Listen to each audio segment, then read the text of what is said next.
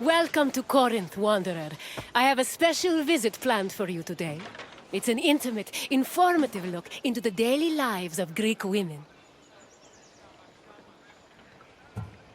It's amazing what women could accomplish while men spend all day trying to out-debate each other at assembly meetings. Their work should be far more appreciated on the whole, but we're going to acknowledge that now. Corinth was one of the largest cities in ancient Greece. It had an estimated population of 90,000 in my times, and much of that population was made up of women. This tour will shine a light on those women and look at how they lived on a day-to-day basis. Look for me when you're done with your visit, and we can discuss things further.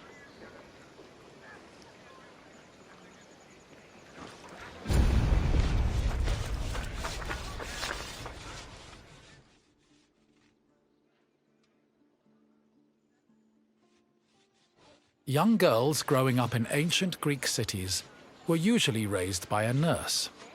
They mostly stayed in the women's quarters of the house, the gunaikon, where they spent their time spinning threads and weaving. While there is not much historical evidence of young girls at play, especially compared to boys, it was still known to happen. For example, an ancient terracotta group depicts two girls playing ephedrismos. This was a competition to see who could strike an upright rock from afar using a pebble or ball. The game's loser had to close their eyes and carry the victor until they managed to touch the same rock with their hands.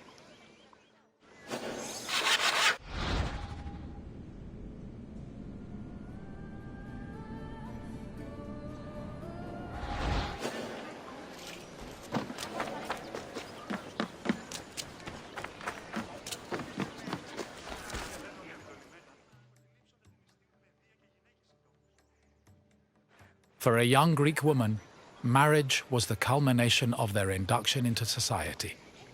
The average life expectancy for women was about 40 years, so most marriages took place when the bride was 14 or 15 years old.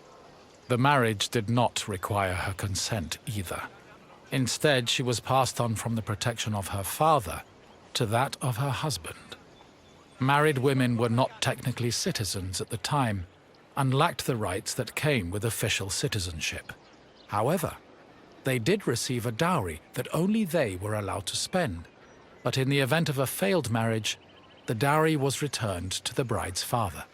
After the marriage was consummated, the woman's status changed from being a maiden to a bride. She remained a bride until the birth of her first child, wherein she officially became a woman.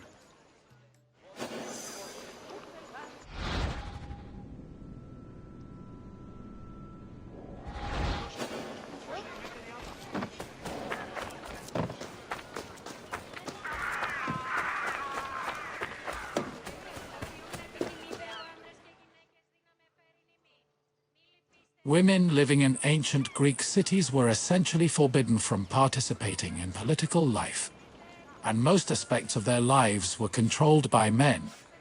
Their most important responsibilities were running the household and giving birth to children, preferably boys. Most of the time, women's excursions outside of the house were limited to visiting other female neighbors, as per custom. The few exceptions to this strict rule were weddings, funerals, and religious festivals involving women in prominent public roles.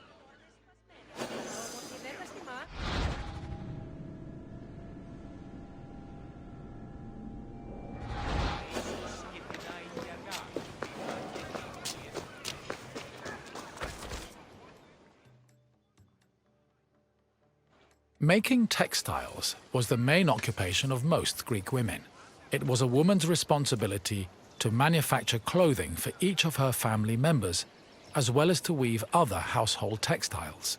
Women with exceptional weaving skills were believed to make excellent wives, and weaving in general was seen as a very attractive quality. For example, Homer describes Odysseus's devoted wife Penelope as spending most of her days weaving at the loom. Similarly, many Greek vases depicting women weaving were combined with images of a woman holding a veil, which was seen as the symbol of a bride.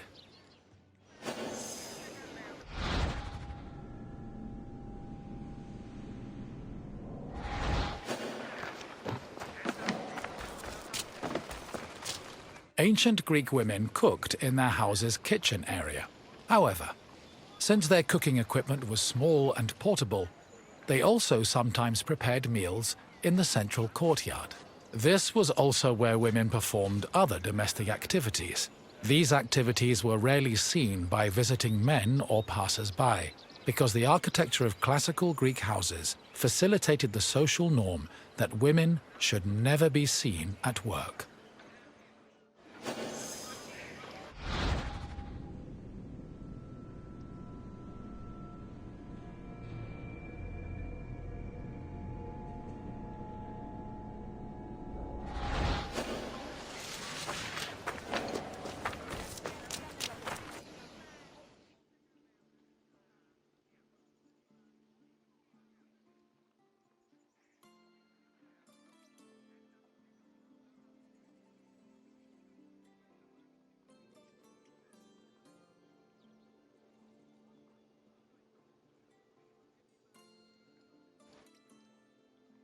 The historian Strabo relays that the Temple of Aphrodite was one of Corinth's most famous landmarks.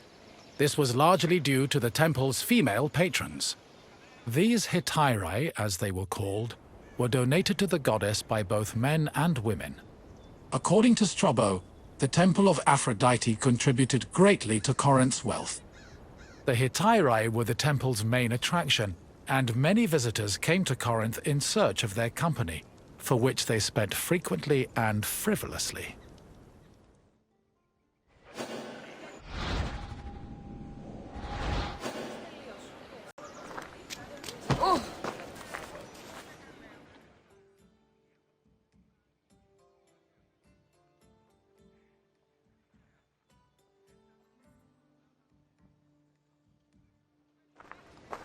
Hello again, Wanderer.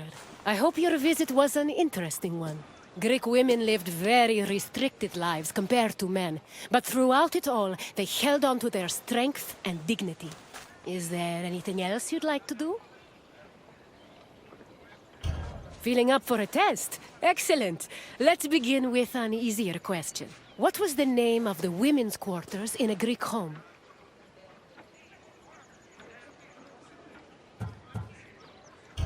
Correct. The gynekon was where young girls spent their days weaving and spinning threads. On to the next question.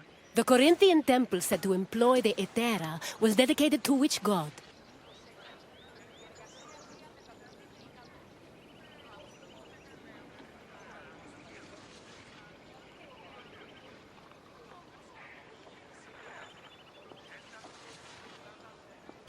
Correct. Aphrodite was the goddess of love and passion, so it's only fitting her temple served such an amorous purpose. We're almost done. Just one more question. What was the name of Odysseus' wife?